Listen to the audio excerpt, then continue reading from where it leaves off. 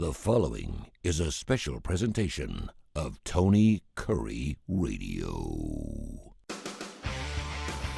From hot dogs to cool kitties, this is Darkside of the Pooch. Normally, I would have a couple of pleasantries with you, but we have some breaking news as we get ready to start Darkside of the Pooch. So I started right. Normally, you and I talk for 10 or 15 minutes, but I'm like, this is too juicy. So I just hit the record button. I'm like, let's go in.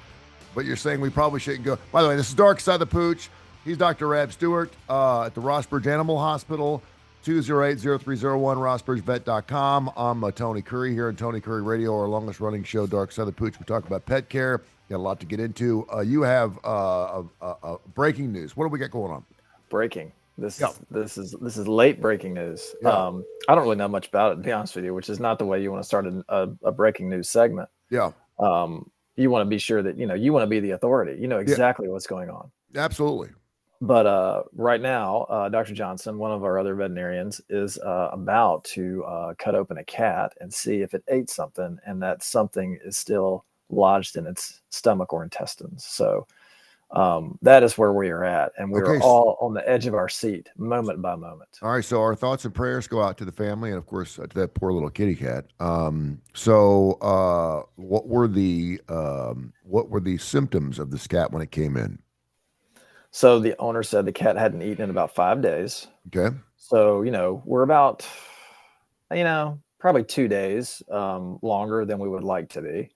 I'll give a dog or a cat the benefit of the doubt for 1 day for sure.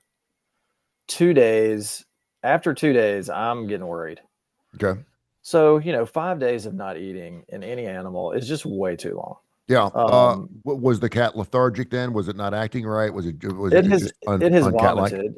It has vomited several times. Okay. And its blood work is all normal. Okay. So, there's nothing really to go on the blood work. The x-rays look a little bit suspicious, like there could be a foreign object in the stomach. So normally if you would have no blood work, anything to go on blood work, then you're going pure obstruction? I mean, sometimes you have to kind of look at what the x-rays are telling you. And these x-rays do look a little bit suspicious. Do you have the x-rays with you? Can we look at this, please? I can move you. Do you guys want to take a tour? Sure. I'd like to see the x-rays for our listening audience, because we want to, and you can kind of show me where you think that you see this obstruction, because I would think that you'd be able to see an obstruction pretty well in an x-ray. Would you not? Not necessarily. Okay. But we can take a tour and I'll show you. Yeah, because I'd like to know what that looks like, and I think most of us who have had x-rays before, we look at x-rays, we can't tell what the hell we're looking at, and doctors are like, when I had my neck done, he's like, oh, you got a thing here and here, and I'm like, I don't see anything, but maybe you can point those out to us and show us what exactly we're looking at. Sure. All right, let's get it pulled up here. What's the cat's name so we can throw some prayers out? Cat's name is Luna. Luna. And how old is Luna? What kind of cat is Luna? She's 5 years old. Oh, she's 5. Okay. Right. Regular kind of cat, like a. I have not laid eyes on her. Okay. To be honest with you. Okay. And how long will this procedure take? He's doing. Oh, it depends. Maybe an hour or two. Wow, really? So it's pretty long. Okay. All right. All right. So tell me what we're looking at here. All right. So the head of the cat is down here. Head is down here. That's the heart. Okay. These are the lungs. Uh-huh. This is the cat's spine. Okay. All right. And this is the stomach. Okay. So right here, can you see that? Can you see my pen here? Uh-huh. All right. So that's what we would call a soft tissue opacity. And a soft tissue opacity could potentially be a foreign object. Okay. There's a little bit of gas in the stomach right there. What would normally be there where you put the pen around? I see a mass there. What would normally be there? Would just be nothing? Air or maybe food. Okay. But this doesn't really look like food. And also the cat hasn't eaten in 5 days. So we would expect nothing to be in here. Okay. If someone hasn't eaten in 5 days, we would expect this to be a big black hole.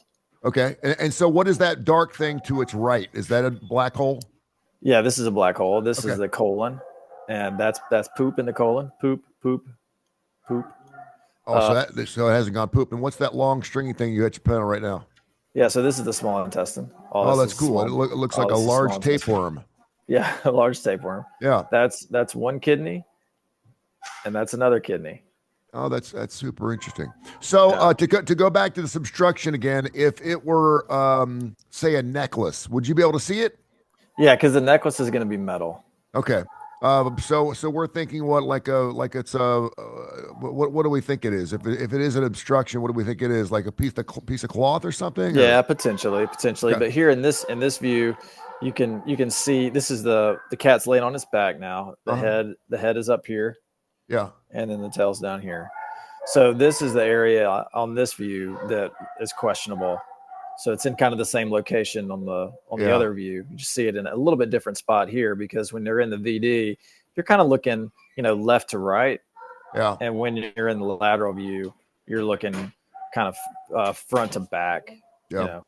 I got you. So anyway, Very interesting. right there could be the trouble spot. Well, please let us Potentially know here. if something breaks in the next 30 minutes while we're doing our show. Please let me know. Again, our animals are part of our families, and I just read something very interesting in Psychology Monthly. I guess it's Psychology Monthly because the magazine comes out. We always talk about how people are using their animals as therapy animals or therapy pets, more so now than we ever have. And there was a very interesting read in this magazine in that just because you have an animal doesn't mean you're healthier because of it. You have to have a relationship with your animal in order to reap the benefits of having an animal. Does that make sense?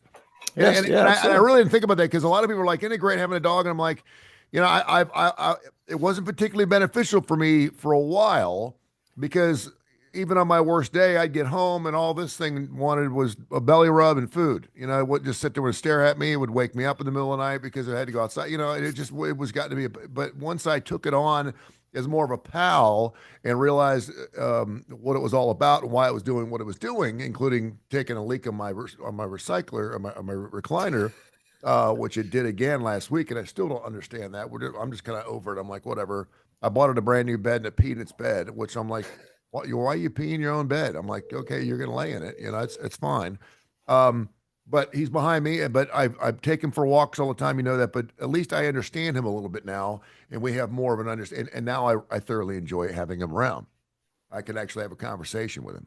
I don't You know got if to you, spend time with them. You got to hang out with them. yeah, You got but to do just stuff having with it, them. just having an animal around you doesn't mean that you're healthier for it. A lot of people think you just throw a bunch of cats in with an old woman and she's going to be happy because it's not true. You have to want a relationship with it. Speaking of cats, I don't know if you saw this. Wild Coast Raw of Olympia, Washington. Have you seen this? No. Has recalled its frozen, boneless, free-range chicken formula raw pet food for cats, according to March 1st announcement from the USDA. The product could potentially contain the highly pathogenic avian influenza, HPA1 and H5N1. The statement cautioned animals who eat contaminated food can contract the virus.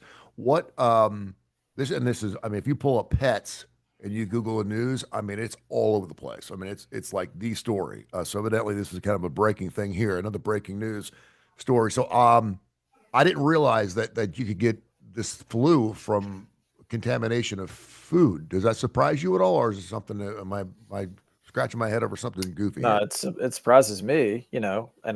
I haven't gotten anything in my publications yet that, indicate that. I mean, I'm always under the impression that flu is an airborne Yeah. aerosol respiratory, virus that, that's how you get it, not through ingesting it. So, yeah, it's I would say I would need to do a little research on that before I, took that to the bank. Yeah, I mean, it's in Good Housekeeping, voluntary recall of Wild Coast boneless chicken formula. They're following bird flu infections in Oregon cats. Evidently, it's happening in Oregon as well. So something just to look at. So it's kind of interesting here. 208-0301, Dark Side of the Pooch. This is our podcast we do every week here with Dr. Rab Stewart. It's one of our favorites. I love it, and I've known Dr. Rab for a long time. He's a brother from a different mother. He's a wonderful man and runs. And I was out there by your store today. I almost stopped in to see you again. I almost came down and thought we could do the podcast from your store. Ooh, because live. I was working Ross Bridge, so we possibly could have done that. Maybe the next time I'm out that way, I'll do that. So that's pretty good stuff. And of course, it's always brought to you by Sasquatch Toys and Comics. Sasquatch Toys and Comics is owned by the same guy that owns Ed's Pet World. You may have seen some news that he's selling Ed's. Don't get ahead of yourself. The building's for sale, but they may be moving the business, so we're keeping our fingers crossed. But anyway, Sasquatch Toys and Comics. Comics from the 60s, 70s, 80s, 90s, toys that are still unboxed and stuff, Star Wars stuff, Legos, you name it, they got it at Sasquatch Toys and Comics down there in beautiful Homewood. You could find them, Google that name, and you'll find what you're looking for. Info at TonyCurryRadio.net, info at TonyCurryRadio.net. Jade in Birmingham kind of had a heart-wrenching email here, and it's about a 3-page email, and I actually saw it a couple days ago, but I wanted to bring it up.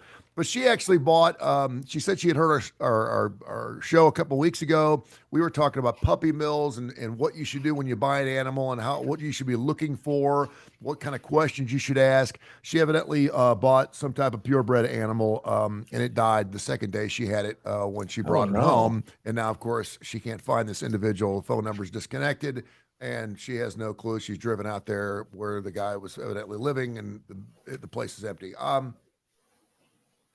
She's like, I don't really know what to do. She said, I'm not really going to ask you a question. Just be careful out there. So do you have any words of advice to people that I see this all the time. My friend that used to work at the radio station, you remember Jamie? He got, what kind of dog did he get? That was a blue healer, right? It was a blue healer. Or no, it was an Australian Shepherd. That's right. It was Australian Shepherd. It was pure Australian Shepherd. And he spent like $2,100 on this dog. And I was like, wow. And it was in line with some famous, I don't know what it was, but it was a reason why it was so expensive. It's not my money, but I was like, wow, I would never spend that kind of money on an animal unless it was from a champion breed or something. And he had it, and then he wanted to take it back because after about 5 or 6 days, they're crazy. I mean, you have to put a lot of time into an animal that likes to run. I mean, I had conversations with you. He was up all hours of the night. He was trying to kennel train it. The thing was eating everything. Of course, it was like his first animal he'd ever had. I'm like, dude, I mean, this is standard stuff here, man. This is like having a child. It's like having a baby. I mean, it will keep you up all hours of the night. Don't think you can just, it barks, it makes noises, it licks itself, it does things. And so he wanted to take it back, and the guy wouldn't take it back. And I said, well, tell people there should be some type of arrangement. If I'm spending $2,000 on an animal and it just ain't working, I should be able to take that animal back, or at least you should have some type of agreement with that trainer that you can bring it back or get some of your money back. And some people, I can't believe somebody willing to put that money out there and say, listen, if this doesn't work out, what are we going to do? Because it's a large investment. Well, most breeders will have a health guarantee if they're reputable breeders. They'll have a health guarantee where, if you take the dog to the vet for the first time, and they'll make you take it within a certain period of time to have it checked out. And if there's something wrong with it, we'll take it back. But from like a behavioral standpoint, it's almost like when you buy a dog, it is kind of buyer beware. Because if it's just not working out with your lifestyle, in my opinion, you should have done your homework. Absolutely. You should know that Australian Shepherds have a lot of energy. You should know that crate training is not easy. You should know that puppies are going to pee and poop in your house, and you're going to have to get up at all hours of the night for the first several weeks. And I will agree with you that this trainer shouldn't have to take it back, and he shouldn't have to give him anything for it, because that's on him. Health wise, it's kind of going along with health wise is a different story. With this email this woman wrote. There should be some type of there should be a health guarantee, and reputable breeders will have that in writing. But the unfortunate thing is you can have as many fail safes as you want, but sometimes people are just going to scam you. And even if you say, okay, look, I'm interested in getting an animal from you, but can you give me some references? Can you give me some people that I can call? Well, I mean, all they have to do is have 5 friends that'll lie.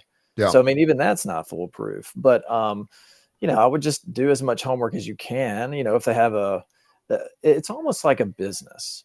If a business has a website and they have a physical location and things seem like they're, you can check to be sure they put time and effort into building a business of some kind, then that's going to be probably what you would want to go with, rather than, somebody who doesn't really have any type of leg to stand on, Yeah. so I think a lot of people are just amazed that there's actually scam artists with live animals. And I mean, if you're selling a piece of furniture or a piece of land or something, it's an object I understand that it's still wrong. Don't get me wrong. But yeah, people do that with animals as well. I mean, it's hard to believe, but they actually, because most breeders, like you said, they want to make sure that if they're selling their animal, and I know that you go to some breeders, you have to go through an interview process. The humane societies like that. You have to go down yeah, there, and if they don't feel like that pet is lined up with you in some certain way, then they won't give you the animal. So it's yeah. not like you just go down there and pick and say I want that one. They're like sure. So which is great because they're looking after that animal. Well, for one thing, they don't want it back. They don't want you to have to give it back. So, by But the way, visit, yeah, visit the breeder, go to the location, see what kind of place they're dealing with, see if you can meet the mother and the father, or at least the mother. Sometimes they may not have the male. They may do semen that's shipped in, and they may do artificial insemination on the female. That happens all the time. And if you're dealing with breeders that do artificial insemination, I used to be able to say AI, and everyone would be like, "Oh, artificial insemination." Now you can't say that. So artificial insemination, then you are dealing with puppies that are going to cost you thousands of dollars. So, if you can get to know the people, meet the at least the mother, yeah. then I think that you'll be going a long way into ensuring that what you're getting is legitimate. How would you, for example, say a guy's got himself two chinchillas, right? And and the female chinchilla is pregnant, okay? Because you can go down there and feel her belly, and you can feel that there's some chinchillas in there, right? And so let's say somewhere around the 1st of May, she gives birth to four chinchillas, but let's just say they're dogs. And so all of a sudden you have these four puppies that people would pay really good money for because chinchillas are like $350, $400 a piece. If you go buy them at an exotic pet place like Ed's Pet World, they're like 250, 30. So you would have these animals. So say you would have a litter of really maybe somehow you have a litter of Shar Peis. We'll use that, okay? Because I know Shar Peis are expensive. Or Australian Shepherds. And you have these things and you don't want these pups and you want to sell them. What's the best way as a person who has no clue what the hell I'm doing, but I know they're worth some good time money? What's the best way to get rid of these animals or sell these animals, make sure they find a good home? And as a seller, what do I have to do? What am I in the hook for? Social media is really good. Also, I still know people that get dogs off Craigslist. Yeah. So Craigslist, social media.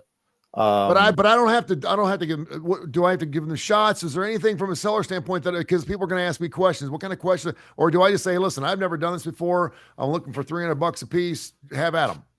You don't have to do anything. But then again, if you want to sell the dogs, they're going to be more desirable if they've had at least one round of vaccines and they've been dewormed and they've been examined by a veterinarian. And you can say, look, here are the vet records. They've been examined. At least right now, they appear healthy. They've had these vaccines.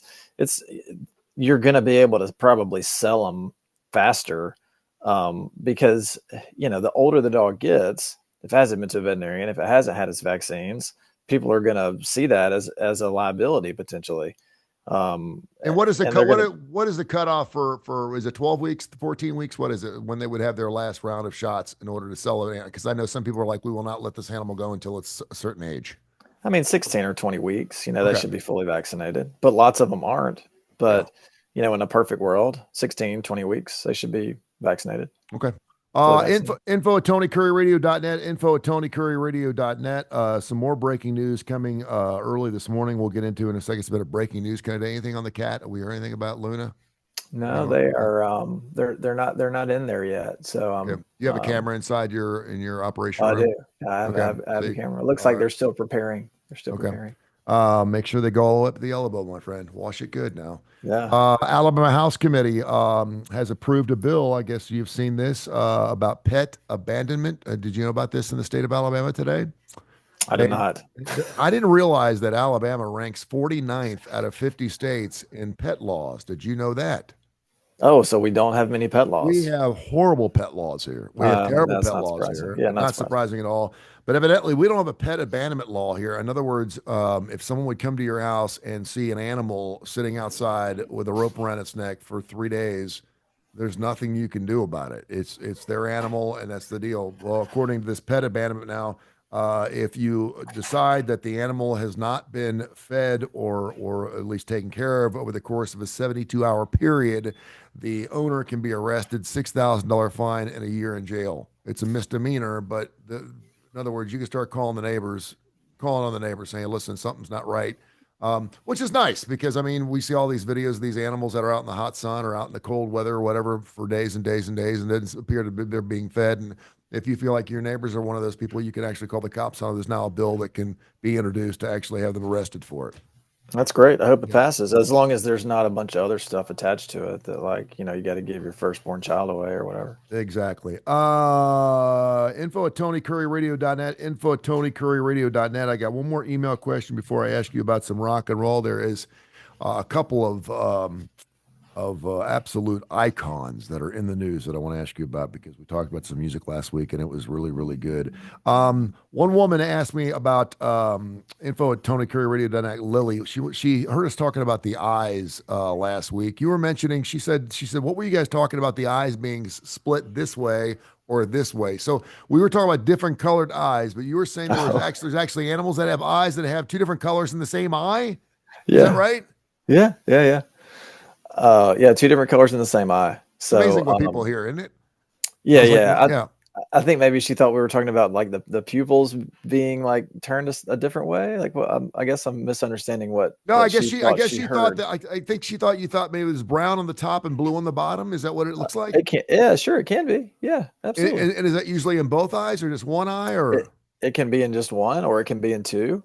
It all just depends on that DNA, and okay, there can just be a little small like wedge that's blue, or a little small wedge that's brown, just like a small focal area, or it can be half of the iris, and all looking at the iris, it could be the left side could be all blue, or the top, the most dorsal aspect or the top half could be blue and the bottom brown. So I mean, it's crazy. There's all that's kind of kind of cool. variations. Finally, Jeff down in Auburn wants to know. It's the first time we've gotten this question.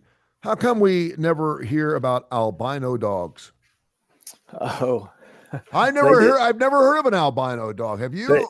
Or a yeah, they cat? exist. Yeah, they exist. Absolutely, they exist. What, I mean, like all breeds have albinos?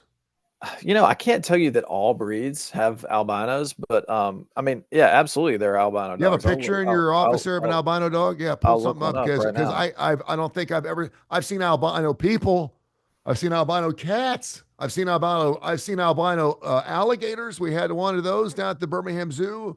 I've seen albino ferrets. I've seen all albino guinea pigs, but I've never seen an albino dog before. Okay, well, it's super rare. So like no pigment at all is extremely rare. Yeah. Um, but you can have some degree of albinoism Mhm. in dogs, so they may not be a total albino, but there are parts of their body that is. But yeah, that's why you never see them. I mean, it's possible, but it's super rare. Let me see what Google Images will give me. See, like this right here, this is not an albino dog. Okay, Yeah, it's just a white dog. all right, it's just a Yeah, white dog. it's got well, you can tell because it's got black eyes, right? That have red eyes if they're Right, albino, right? correct. Um, okay, so this here you go. Two two Dobermans. Oh wow! See Yeah, look at that. that's crazy. That's Yeah, so that the pigment in that white Doberman that's is crazy looking. it's basically white. So Wow, like, look at that. And that's a beautiful dog. it really is a beautiful dog. Yeah. Yeah, So have you ever? that's why you don't see it. I've never seen one in real life. But I know they exist. Here's another one. Have you so you have never seen an albino dog? Wow, that is what is that like a retriever? It looks almost like a Vizsla. Um, what so you never worked on an albino before? No, never like no. I mean, they're impossible. You know, I don't even know what the numbers would be, but I mean, it's super rare. Yeah. All right, you ready to do some rock stuff real quick? Yeah, You man, got time to hear some rock and roll? First thing absolutely. I was on Fox 6 this morning. Who's gotten more number one hits, Genesis or Phil Collins as a solo artist? It's got to be Phil Collins. I don't even know if it's close. It's not. Genesis has one song that was a number one. Do you want to take a stab at what that one song was? Well, it's going to be with Phil Collins, so maybe it's uh um If you get what's this, the it'd be song? amazing. It'd be amazing. Throwing It All Away. Throwing It All Away is a great song, and I love that song, but that is not it. You want to take one more Oh. stab? It was, I will tell you this, it was the title track to one of their albums. It wasn't Abacab. Was it with Phil as the lead Hmm. singer? Yes. Land of Confusion? No, that was close to Invisible Touch. Oh, I should have known that. Land of Invisible Confusion, Touch. what got up to number two though? That was pretty doggone. That was based off that great video too. That MTV video of Land of Confusion was really really good. It was kind of crazy. Remember all the puppets, the Muppets thing? Yeah. Phil Collins had seven number one songs, including Those Disney tunes yeah Disney got to tunes, number one. and I couldn't believe it. I could not believe that Groovy Kind of Love actually made it to number one. I was like, really? Because that's not obviously one of my favorite songs from Phil Collins, but I like I had to do number one, but.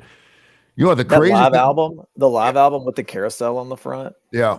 Oh yeah, I mean, I like my dad wore that album out, and I used to love it. We yeah. were, driving around in his What was truck, that? and What was that album? it was like a live album from the late '80s. Yeah. So evidently Phil Collins. First of all, did you see Mick Jagger last night on the Oscars? Mick I Jagger showed saw, up. I, I Yeah, saw a still, I saw a photo. it's amazing. He's so stinking cool. He looks so good. It's amazing. I can't believe he's got an 8-year-old kid looks just like him. He has children that are 48 years apart. He's got 8 children, and he's got children 48 years apart. And he was on the Oscars last night, and the guy looks like he could have run a marathon last night. He had super good. He's 81 years old. And he bobs around like he's He got pep bobs. in his step. He does. He looks like he's gonna dance. I'm like, he looks like he could do a show last night, and he's 81 years old. I mean, half the congregation at my church are in their 60s, and they got walkers. I mean, they got the tennis balls in the bottom of the walkers, and I'm like, here's this 81 dude. It's amazing. I mean, he's just got great genes. It really is. Phil Collins, on the other hand, is not 81, and he has recently come out. He did an interview with some UK publication. It was actually this past weekend. And they were asking him, he did the Genesis thing. The last show was in the UK, London, I guess about a year and a half ago. It sold out. They did like 6 shows or something like that. And it was great. He had to sit the entire time. He has gone through something called drop foot, which is exactly what it sounds like. He's got something wrong with his right foot where he has a hard time lifting his foot, so he can no longer play the drums.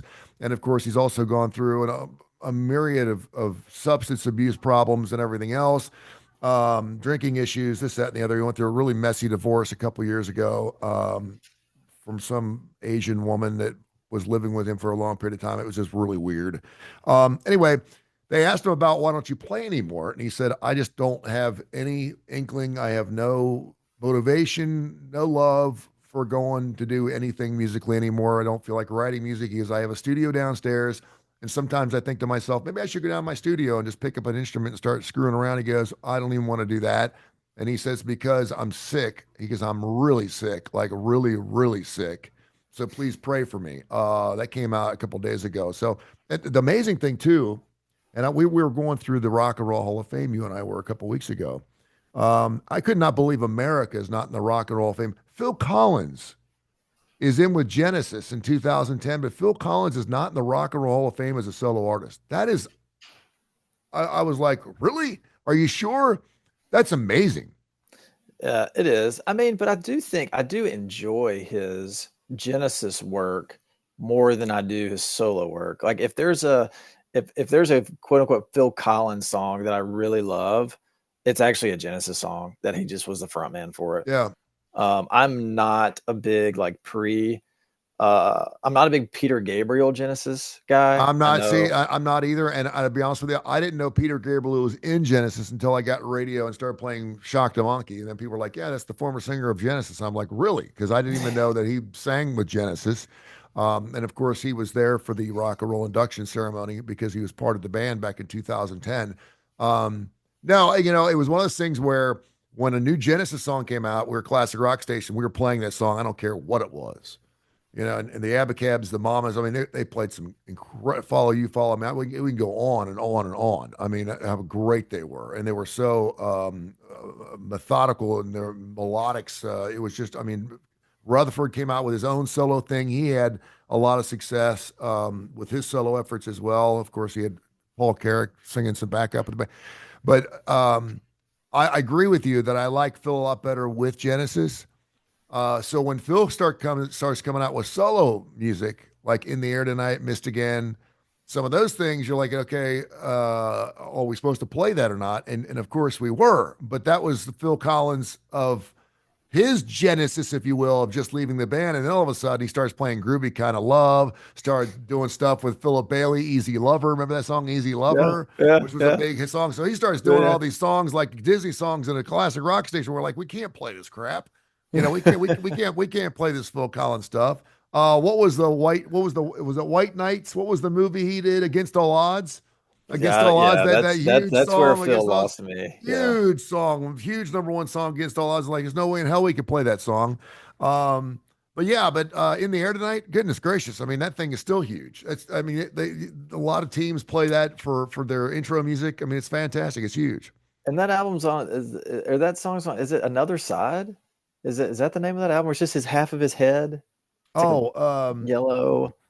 I feel like it's called Another Side or something. But maybe that's Bob Dylan. Hold on, no, I think you might be right. But Peter Gabriel Genesis, while you're looking at that, Peter Gabriel Genesis, like there are some like kind of prog, like that's early prog rock, Yeah.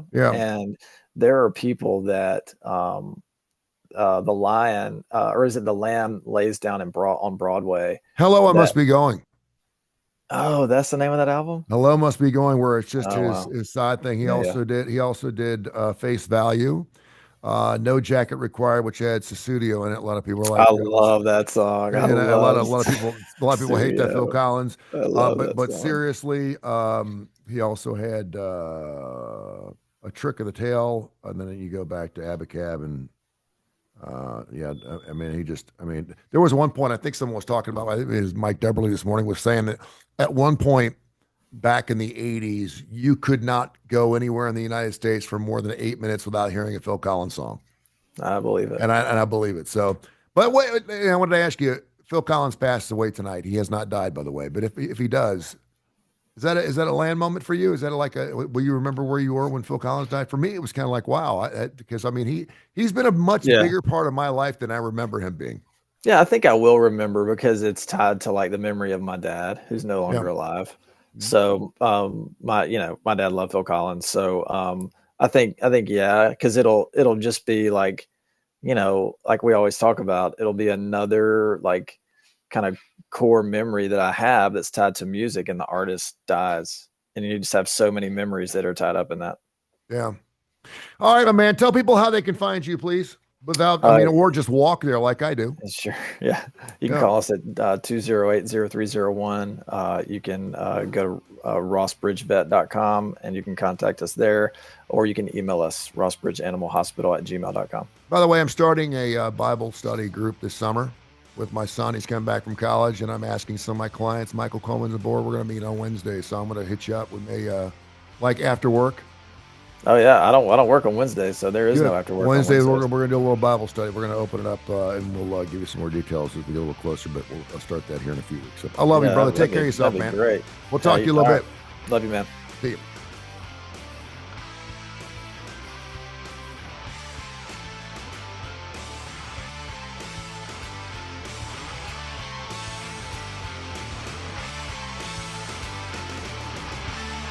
This has been a special presentation of Tony Curry Radio.